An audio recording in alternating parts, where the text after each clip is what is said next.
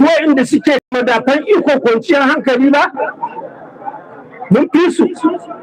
Za mu kwanta mu bacci lafiya ba mu tunanin komi sai Allah, ba mu kaddara komi a wajen kowa sai Allah. Shi ko mai neman duniya babu hutu gare shi. Ma'aike ce babu hutu a duniya ɗaya kenan. Wasu Allah ya ce kada ka kaddara cewa wai